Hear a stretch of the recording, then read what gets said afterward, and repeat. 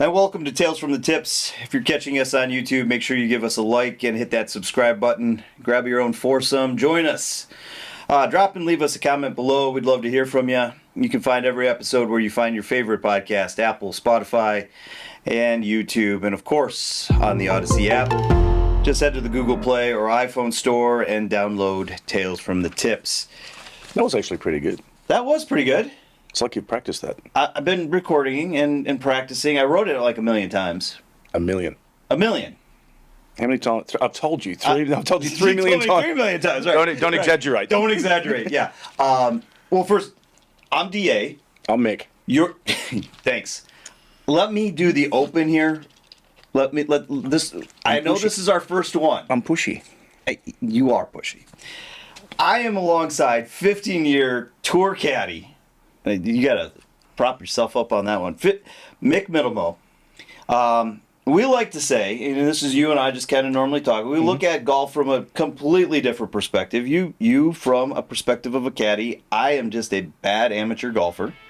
Most of them are. But you ready to get into this? I'm ready. This is good. All right, let's grip it and rip it. This is good.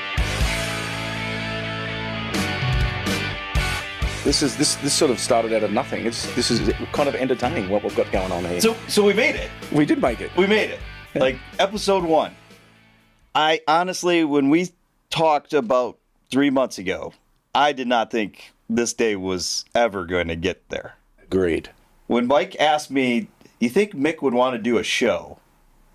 And I'm like sitting there going, well, first of all, I have no idea where we're going to put it. And then he says podcast. I'm like, I don't know how to do any of this. Me either. I already heard about podcasts and what people do and get on talk. I was like, yeah, it's cool, I guess. And then we get, and then Kim comes on board and she sits down with you and I. She goes, oh, we could do this. Where is she? That's funny. So our team is Leo. Leo's our videographer and our audio guy. He doesn't talk. He's very quiet. Hey, Leo. For an audio and video guy, he doesn't say anything, right? He's very quiet up there. Right. And then if he does say anything, I'm sure he's going to edit himself out anyway. Is that true? Yep, he's editing. See, he's already editing. And then we've got Kim, our executive producer, who put this whole thing together, so to speak. We did. We had some good meetings. It was kind of, this all happened very quickly. It was just like from meeting you and then all of a sudden, like 3 months later, here I am sitting in like this awesome little studio with a picture of myself back there with a nice grey beard. Yeah, you look really good. But I look a lot skinnier than I am. I'm definitely a lot skinnier there. Yeah.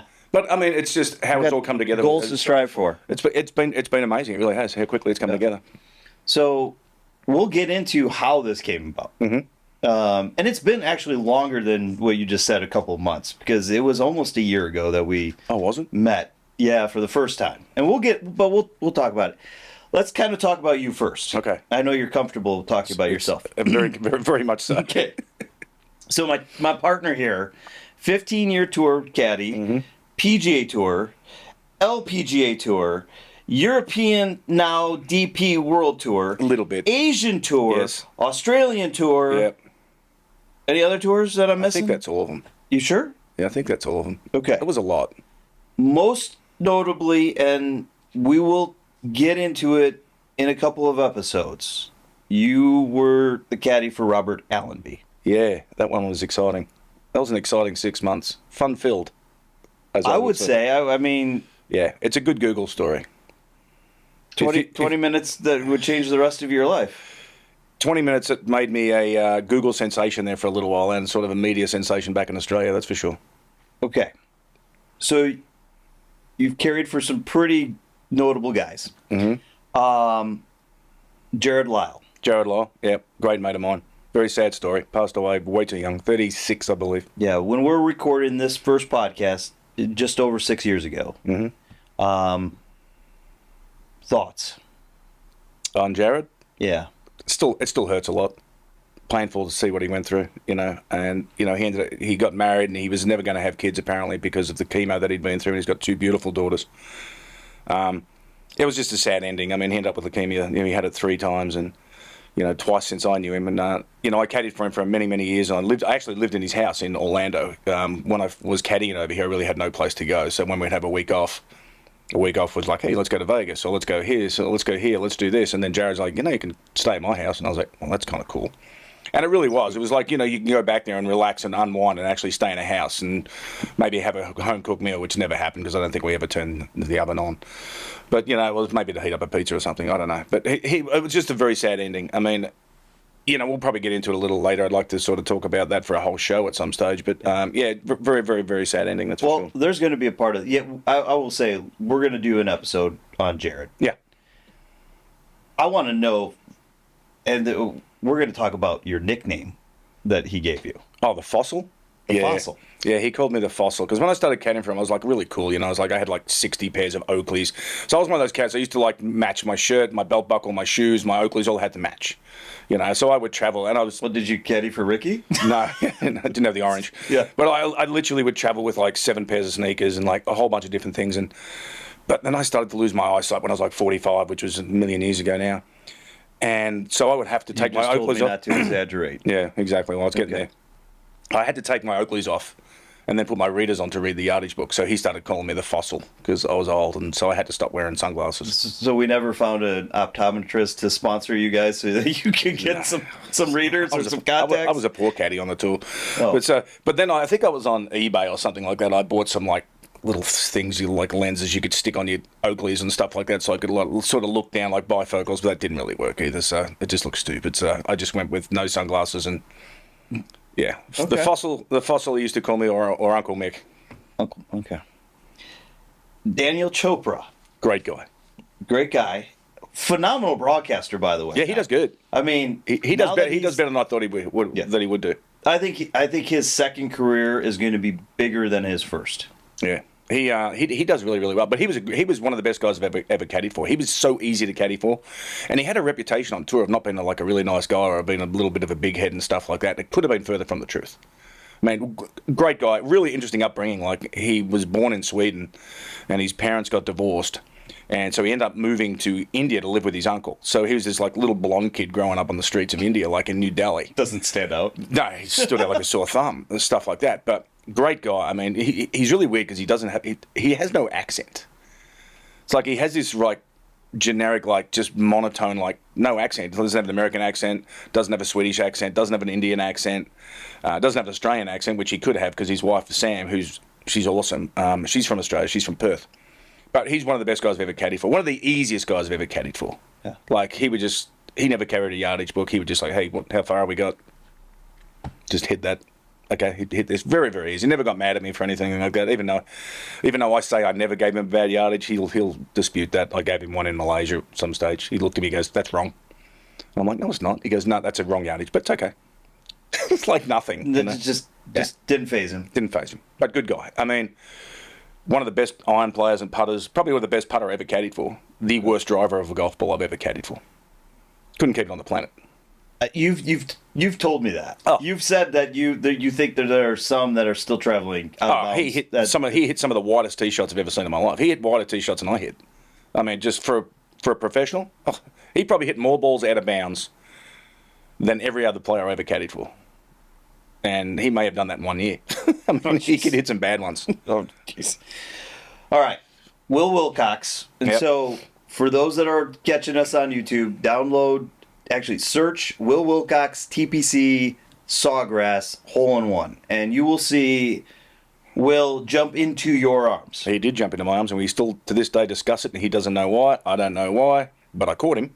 Well, he's, like I said on my interview on ESPN, he's only 120 pounds, so I don't think it's 150 pounds. He's not that heavy. It's just a weight. It's not like I was catching Kevin Stadler, who's 280, and a great mate of mine.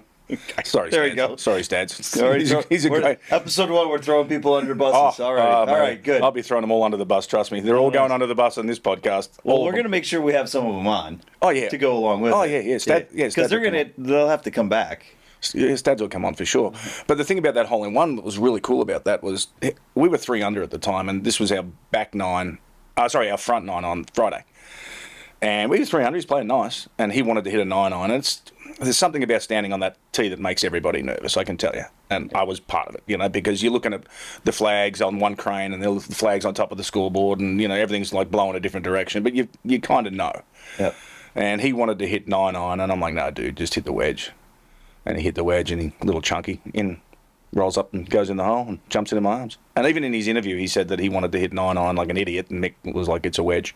And in it goes.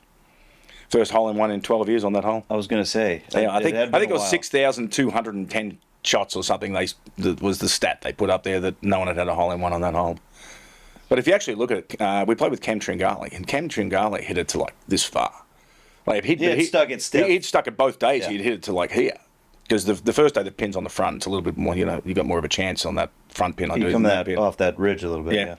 But yeah, that was fun. I mean, he then bought like the whole media center, a whole bunch of beers, and he's doing a whole bunch of interviews, and we're drinking beer with all the media people, and we keep drinking beer, and then we keep drinking beer, and yeah, it was cool. But I said that was on Thursday.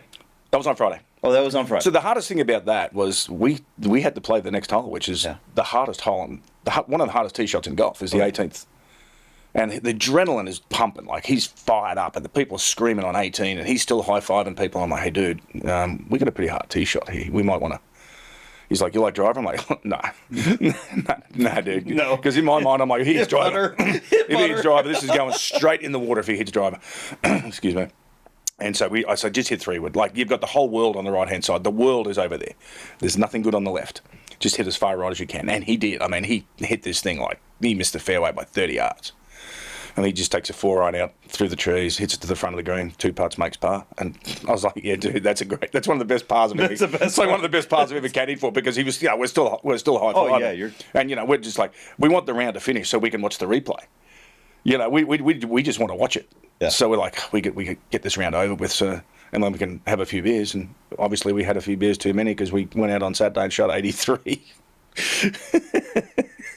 I take it we didn't make the cut then. No, we made the cut. Oh, you made the cut. Yeah, we made the cut we made the cut on the Friday. But because the hole in one was on the Friday. Oh, that's right. So Saturday. Saturday was a rough. Saturday was a rough 83. Yeah. But yeah, we had cost you a few shekels. Yeah, but we had a hole in one, and you've been watching that for the next 40 years.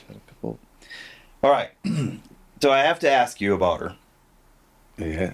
Michelle West.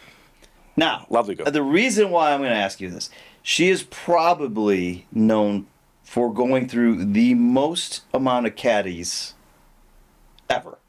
More than Robert Allenby? It's got to be. Well, I'll put it to you this way.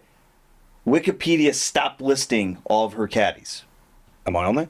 No, you didn't make the list. Huh. How many rounds did you do? 4 tournaments. 4. Yeah, that's a little disappointing I'm not on the list. You didn't make the list. I don't even have a Wikipedia page. How do I get one of those? Well, maybe Leo could do it for us. You got me, Leo? Leo. So I gotta. So what was it like? Because obviously, PGA Tour, Asian Tour, European Tour, they're all guys. Yeah. What was the LPGA Tour like versus the PGA Tour? And then how much of a difference is it really? I mean, it's still, you're out. You've got your player. You've got yardages. I mean, from a caddy perspective, what's the difference, really? Money. I mean, you think about it. I mean, and I enjoyed my time. I enjoyed it out there. It was great. I mean, the women swear more than the men by far. By far. And it's a little more relaxed because we're allowed to go in the clubhouse, and whereas you can't do that on most of the PGA events, we're allowed to go in the clubhouse on Friday and Sundays to help pack up our players' gear and stuff like that, but otherwise we can't go in the locker rooms and things like that. Whereas, well, apart from New Orleans, because we know the police there and they don't care. But well, there is a tournament that. Oh yeah. As we get closer to that tournament. So we'll talk. I was going to say. It just made my blood boil a little bit. That one. You all right? Yeah, there's been some changes. Yeah. There's been some changes in the. Yeah, there was one tournament there I wasn't allowed in the clubhouse, and I got pretty upset about it. But we'll touch base. So is that the Mick rule now? That's not the Mick rule. The rule has changed, but I don't think it is the Mick rule. But they knew I was pretty. I think we're going to just claim that it is the Mick rule. I was a little hostile about that one. Okay. Well, but the LPGA, it's a little more relaxed. You can go and eat with the players and stuff like that, so it's kind of cool. And the Asian Tour is the same. You can go in there and hang out with the players and eat with them and stuff like that. So it's pretty cool. But what do they just stick you down in the dungeon? PGA Tour's changed a lot. When I first was out there, I was like, yeah, here's a sandwich and have a nice day, Yeah. breakfast was a bottle of water and a breath of fresh air, and away you went. You know? That was the way it is. Jump in your car. Away you go, buddy. Yeah. But LPGA it was fun. It really was. But again, when you've been caddying on the PGA Tour and you're playing these events for $5-6 million, and then you go out to the LPGA and you're playing for $1 million, it's like, all right, we really need a good finish here to make money and stuff like that. But it was fun. I said they swear more, a little more relaxed. But she was fun to work for. Okay. Now, her parents, not so much. Oh, jeez. Can I say that? You can say whatever you want. It's if you feel guilty about it later, we'll just have her dad was kind of a pain. He ruled that roost and stuff like that. Like, he would come to me after the round and go, why did you hit this shot on this hole? And I think we were in Mexico on one hole. So he was quarterbacking. Yeah, he would quarterback because he would walk around with a laser and a yardage book, like from the sidelines, and he would laser everything and then write down the yardages, and then he would come up to me after the round. 30 yards off to the side behind the ropes. And then come up to me after the round and be like, hey, why did you hit 9-9 on this hole? You probably should have hit 8. And I'm like, because where we were was this perfect club, so. Yeah. Yeah, and we were in one hole in Mexico, par 5, and she tried to hit this cut with like a 4 hybrid, and it went dead straight. And at the end of the round, he's like, why were you trying to hit that shot? It's like, we were just trying to cut it in there. It's like, well, she can't cut that club. I'm like, well, that might have been handy information before I started caddying for her. You can tell me after the fact. That's great. This is detailed information I would like to know before I get out there. And before I ask her to do something she can't do. And why didn't she tell you I can't hit that shot? I don't know. So I guess, but no. But she was fun to work with. So, okay. So before we get into the how we're here, I got to ask you this question. We just wrapped up the Wyndham Championship. Yep. Max Grazerman, the collapse. Ooh, yeah. And then I'm not going to ask you the typical question that probably most would ask a caddy that wasn't on the bag at the time, going through everything. What I'm going to ask you is, what have you ever experienced anything like that where you had a player just head off the rails, and what did you do to fix it, and did you fix it, or what would you have said to him in the round? Because obviously we're Monday morning quarterbacking this now. He had like a 5-shot lead, didn't he? Yeah. Made a quad. Yeah, I mean, to me, it's like, okay, we just had a bad hole, but if I'd have told you at the start of the event with 3 holes to play or 2 holes to play, we've got a 1-shot lead, you would have taken that all day. So that's what we got. Let's go with it. Yeah, okay, but and being the bad amateur golfer that I am, I know what my blood pressure and level is at after hitting a quad. I've got enough of them. Yeah, me too. Yeah. How did you, I mean, there's just no way. Well, again, it depends what type of relationship you have with your player too. If you could be straightforward and say, hey, listen, I told you this is where we needed to be. We're a 1-shot in front in a PGA Tour event. Let's go. We got 3 holes to play or 2 holes to play. We're going to win this. Rally the troops. Yeah, we're going to win this. It doesn't matter now what happened there. And it's easier said than done. They're like, hey, you just had an 8 or a 9 or whatever. It doesn't matter now. Yeah. Can't change it. Yeah, we have a 1-shot lead. Let's focus on this next shot here and how we're going to play it, which way the wind is blowing, what's our best option, what's our best strategy, what are we hitting 3, what are we hitting driver? Let's just regroup, let's focus, let's go. Head down. What do you think happened then with him and his caddy? Oh, again, not knowing them both, that might have been an interesting conversation at the end of the tournament, for sure. But I've never been in a position where I've had a lead like that and then blown it. But I've had some tournaments where we're in a really, really good position and to make some money and have a really nice top 10 and maybe even a top 5 and then blow it out to like a 55th or a 60th position. That's happened to me before. That was really annoying. It's a nice chunk of change. Yeah, that was a great friend of mine, Greg Owen, who's still a great friend of mine. I caddied Greg from England for many, many years, and Greg was a bit of a hothead. Fierce competitor, one of the best ball strikers I've ever caddied for, and we would play practice rounds with Justin Rose, and Rosie would be like, how come this guy can't win? Yeah. I'm like, well, have you seen him putt? Sorry, Greg. But you were not the best putter in the world, and you know it and I know it. But I mean, great guy. But we were at Colonial, and I think we were in 10th place or something on Sunday, and he's going along nicely, but he has a 3-putt. I think it's the 7th hole. He 3-putts the 7th hole, and he just gets his Scotty Cameron and belts it into his leg, and then he starts to hold it like this and starts to give it the bend, and I'm like, oh, careful there. And then he just throws the putter back at the bag, and we go to the next hole, and I'm looking at the putter and it's like this. It's like, I'm like, It's got a bend in it. looks like a boomerang right now. It's like, so I was like, all right. And now he's wearing white pants. I can see through the white pants he's starting to bleed because he's obviously smashed his knee pretty good. So we walk off the tee and I'm like, hey, Greg, I got a couple of things I want to mention to you. He's like, and he's angry. I'm like, you're bleeding. And he looks down like this. And I said, and your putter's bent. He's like, no, it's not. I'm like, yeah, dude, it's bent. And he starts yelling like, what does Scotty Cameron make these things out of? They make them out of plastic? Yeah. What sort of... And I'm like, well, dude, you tried to snap it in half. So we're done. We can't use the putter for the rest of the round. And yeah, he did hold one like 25-footer with a wedge, but then there was a lot of 3-putts and the occasional 4-putt. And I think we finished 55th or 60th or something like that. So yeah, that was a little disappointing. That was a bit of chunk of change we left out there. So, okay, why we're here? Yeah, why are we here? I wrote down the beer made us do it, but it's really yours. You're the one that reached out to me. You had a beer god, and kind of. Yeah, I mean, our listening group doesn't know what you were doing at the time, so I'm holding an email. Mm-hmm. Oh, you have that dated August 23 of 2023. So it is a year ago. So it's a year ago. And you're asking me to come out and do a broadcast. Yeah. I gotta ask, so why, first of all, and then kind of walk us through why, you were throwing this party and stuff like that. Yeah. Well, I was the general manager at Taco Mac in Woodstock, and they have a Bruniversity program where basically you get points for every beer that you drink. You get a credit, and Mondays you get double credits and things like that. So we had a guy who was having a beer god. So, which means when you get to 5,000 credits, that's a lot of beer you got to drink to get to 5,000. I was going to say that's a lot. And then Taco Mac flies you to Germany for Oktoberfest when you get to 5,000. Oh, that's not yeah, bad. all the expenses paid for. I think it's only 4 or 5 days, I think, but they fly you out to Oktoberfest. But at an in-store we throw these huge big parties, and he's a big Georgia guy, and he was like, Trey is his name. And Trey's like, hey, listen, was there any chance, because Dukes and Bell are always out at different places, can you get them here? And I went. And so our group knows. So this is a local sports show back in Atlanta. Yeah. On WZGC Sports Radio 92.9. Afternoon guys. Yep. Funny. They've got hilarious. their own beer. Yeah.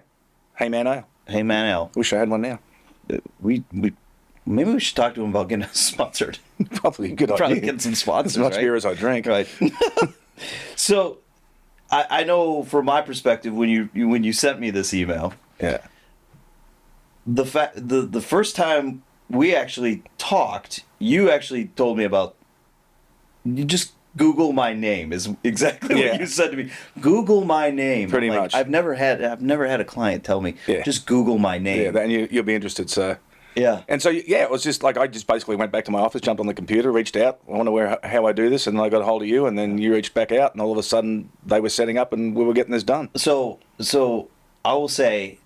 In my 20-plus years, because I'm not going to give how many years I've been in and out of the radio, audio business and corporate partnerships and all the other stuff I've done, I've never had a brand manager / program director ever ask me, do you want to have a client on air? You did say that. And I had told him the story of you. I kind of gave him the background of who you were. And he goes, well, you should have him go on with Dukes and Bell.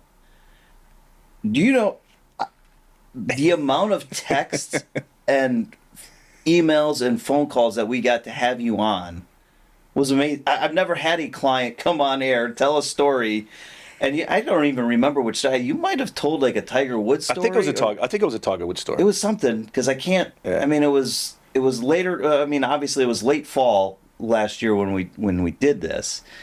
So that's why we're here. Yeah. It's because of you. It's your fault. Well, not really. I was just sitting at the table talking golf with you guys, and then all of a sudden, telling some stories, and they went, "Can we put him on air for 15 minutes?" So I just, I've had 4 or 5 beers and a couple of shots, and I'm like, "Yeah, I'll jump on air with you. Why not?" And of course, I think the look of you guys looking terrified that me going on air, because I do tend to cuss on the odd occasion when I'm not.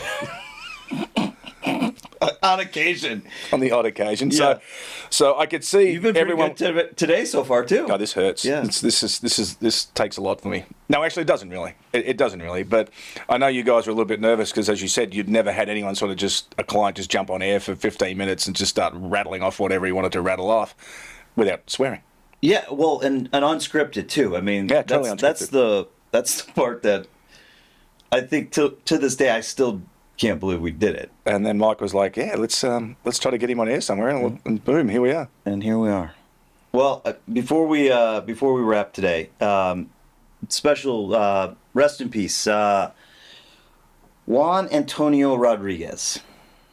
Never met Chi-Chi. him. So you've never met him? Never met him, but everyone says just great things about him. So I'm going to say it this way, and the best golf lesson I ever got Of Chi-Chi? was off of Chi-Chi. Now, I was a high school golfer back in the Detroit area. We were working the senior PGA Tour event at Oakland Hills, the South Course. Summer of '93, so I was getting ready to graduate, and he gave us a bunker lesson.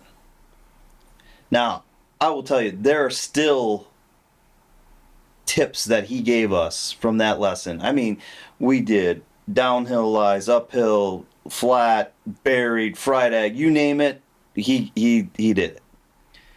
The best part of that lesson, so obviously we all know what Chi-Chi was famous for, right? Yeah. The swashbuckling, after he drained a putt, going nuts.